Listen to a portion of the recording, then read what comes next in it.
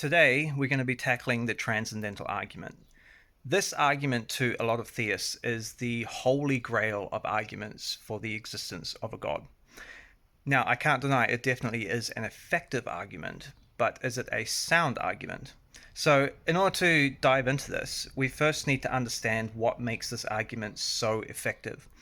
And built into the argument of solipsism is actually two parts. So, the first part to it is basically a tactic or a strategy in order to cripple your opponent, meaning the atheist or the non-believer in this case, and what by a means of knocking out one of the foundations of how they know knowledge. And if you knock out the foundation of how they know knowledge from underneath them, then they can't know anything. It doesn't matter what they say; they can't make sense of anything, right?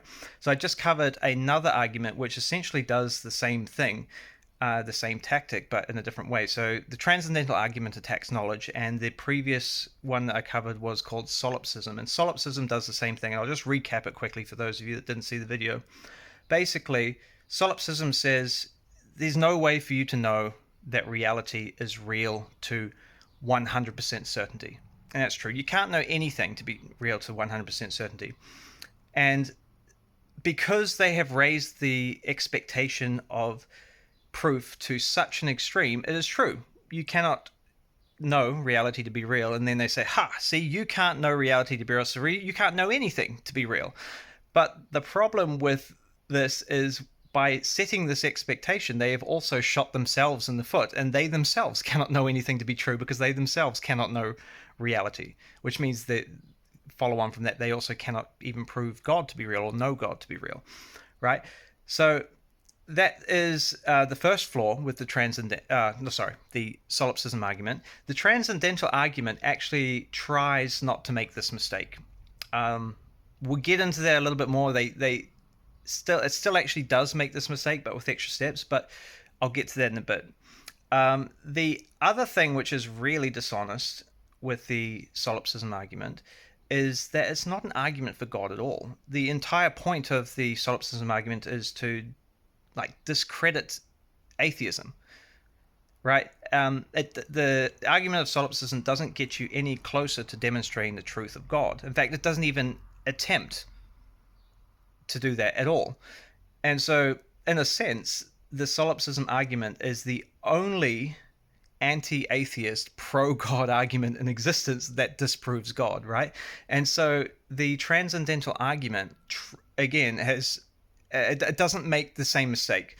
Like the transcendental argument itself actually does make an effort to demonstrate the truth of God. So that's why theists in general have moved away from solipsism, and more of them are adopting the transcendental argument. The way which the transcendental argument attacks logic is the same way. They will ask you, how do you know that logic is real to absolute certainty? Which cannot be done. You cannot know anything to absolute certainty. But in the actual conversation itself, it'll go something like this. I will present a case or an argument or a fact or whatever, and they'll be like, well, how do you know that? And I'll be, well, because of B. And how do you know that? Because of C. And how do you know it? Because of D. And then it'll just regress to the point where it's like, well, how do you know that? Well, based on the facts that I've laid out, I can logically conclude that this is the case. And then they'll be like, well, how do you know logic is real? And at this point, you cannot regress any further. And so that's where they pull the trick, right? So you cannot prove logic to absolute certainty. So therefore, nothing you say can be claimed to absolute certainty. But then you try and throw the same thing back on them, and you're like, okay, well, how do you know logic? And they'll be like, and they've got one more regression. They'll be like, oh, because God, right? And then you'll be like, well, how do you know God? And they're like, I presupposed him, right? And so some logical, skeptical people can already see the problem with this, right? But before I get onto what's wrong with the transcendental argument itself, let me get onto why it's reasonable to think logic is real. So yes, I can regress back to the point where all there is logic. How do you know logic, right? Now, it is possible. There's a couple of ways to do it. It is possible to demonstrate that logic is true or real using logic. I'm not going to actually do it. It's a bit convoluted, but just take my word for it. It is possible. It can be done. Oh, but wait, hold on a second. Didn't you just use logic to prove logic? Isn't that a circular argument which is fallacious and thereby definition not logical?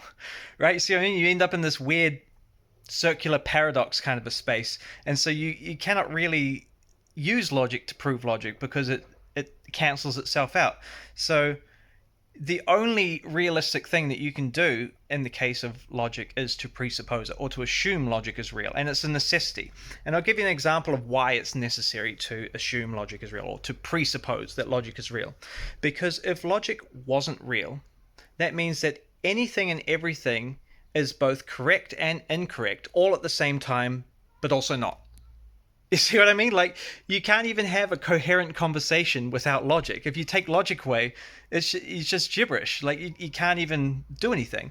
But that's the plan. That's the strategy of the transcendental argument, is to take that away from you, and so nothing you says makes any sense, right?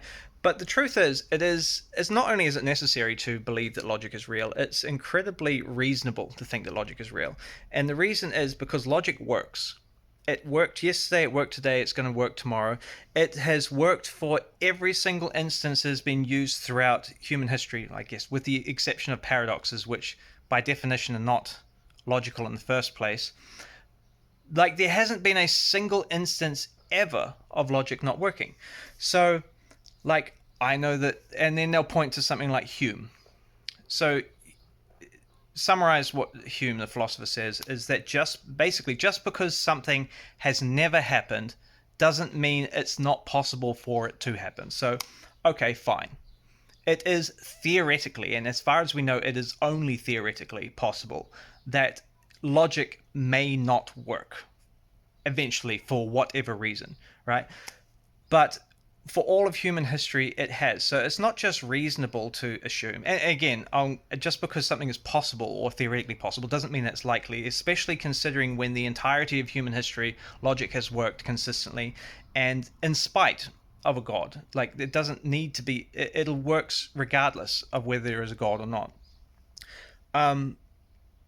So yeah, so that is logic. It is incredibly reasonable to assume that logic is real, and in fact it does work. So that is the first initial counterpoint to the attack on logic from the transcendental argument, is to bring that up and, show them that logic is reasonable to believe in, even in the absence of a god, right? And that'll work with some reasonable people. Some of them will be like, okay, yeah, that makes sense at that point. But for some of them, in some cases, they will still double down and they will still be like, play the expectation card. Yeah, well, you still can't know that logic is real with 100% certainty. You still have to presuppose it. And since it's a presupposition, you cannot know anything to be true. And like they'll deny you the use of logic, and therefore you cannot know anything as well, despite this. And if it goes to this point, it's very simple. You just have to point out that, yeah, okay, the way that I know logic is on a presupposition. But same with you. You have presupposed God, who then therefore concludes logic to be the case, right? Like, I'm willing to grant you logic if you're willing to grant me logic. And at this point, they might say something like, oh, well, yeah, but my logic is different because it is founded on, like, what God has provided. And to this I say, define it. Define logic. And if anyone knows how to define logic, there's the 3 laws of logic. And I guarantee that their version of logic will be exactly the same as your version of logic. So you got to point out, okay, well, the logic that I'm using is the same logic that you're using. So are you going to deny me what is essentially the same thing as what you're using?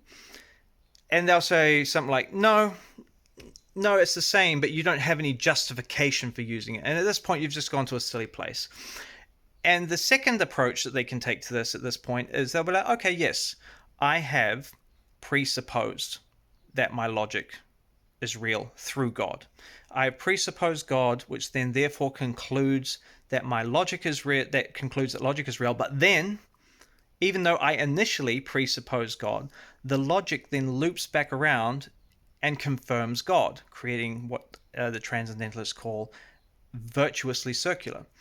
And so they'll say, yes, my argument for knowing logic is circular, but my way of knowing logic is virtuously circular. It's a better type or a more beautiful contradiction than yours, because it's not even a contradiction at all. Like, my worldview confirms that logic is real, and logic confirms my worldview, meaning God being a creator is real, and God by definition is logical, and so is the creator of logic, and therefore I can use logic to prove that God is real. I was like, okay. And I don't even think this is a bad argument. I think this is actually a pretty sound argument, right? But the term of virtuously circular, and then they also describe the atheist perspective or the secular way of knowing logic to be real as viciously circular, because ultimately logic proving logic, right? But this is just positive and negative connotation attached to, like, what I forget his name. Actually, I should know his name. The original guy who came up with the transcendental argument, what he considered to be correct, he labeled with a word with a positive connotation, virtuously circular, and what he considered to be incorrect, he labeled with a negative connotation. But I could just as easily do the same thing, right? So, yes, all of my worldviews, if regressed enough, eventually become circular when we hit the point of logic, right? But I could describe the transcendental position as viciously circular because the transcendental position is immediately circular. Like, any rational, reasonable person knows that if you presupposing the conclusion is intellectually dishonest. No, like, if you were to want to presuppose logic is real and then use it to loop back around to the fact that God can be proven with logic, that's fine. Like, I don't think anybody has an issue if it turns out that the conclusion to your logical process affirms logic. Nobody has an issue with that. Everyone has a bit of an issue with the starting point of the transcendental argument, which is presupposing the conclusion, which is not an honest thing to do. So here is the final nail in the coffin for the transcendental argument. If in fact God is logical, and he was the creator of logic, and you could use logic to prove that God is real, then you should be able to use logic to prove that God is real without referring to the fact that you've already presupposed him. And in a sense, we are exactly back at the exact same starting point that the discussion has been between atheists and theists since forever. You've done all of this philosophical runaround just to end back exactly where we started. I need you to demonstrate that God is real using logic, right? You've made the assertion that there's this circular thing, and I think that makes sense, but it only makes sense if you can actually complete the circle. I'm willing to grant you that if a God does in fact exist, it would make sense that he could be the creator of logic and the source of logic. Okay, fine. But now I need you to go the other way. Show me that God can be demonstrated with logic. And you can't. And the reason I know that you can't, because if you could do this, you wouldn't have bothered to presuppose God in the first place. You would have just done it. You wouldn't have bothered with any of this muck around philosophical argument sake. You would have just shown the evidence. You would have shown, look, God is real. I can demonstrate it. Here. I've proved them. And that would be the end of the story. So that's basically it. That's basically why the philosophical argument doesn't work. The transcendental argument gets us back to the exact same starting point that we've always been in with this discussion. Show me the proof. You can't show me anything. Therefore, I do not believe you. And if we think about it honestly, if you cannot show me that God is real, then I cannot know that he's real. And honestly, neither can you really, if you think about it.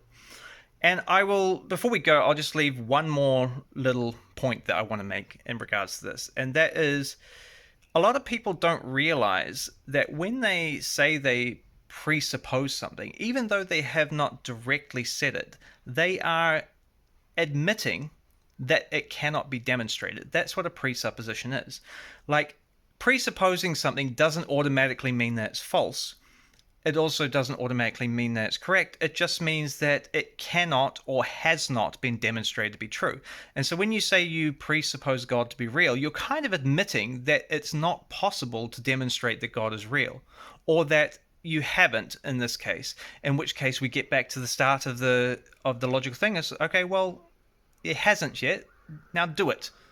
So, your turn, Theus. Do it. Logically demonstrate to me that God is real, and if you can, granted, the circle is complete and you are correct. God exists. Until that happens, I don't believe you.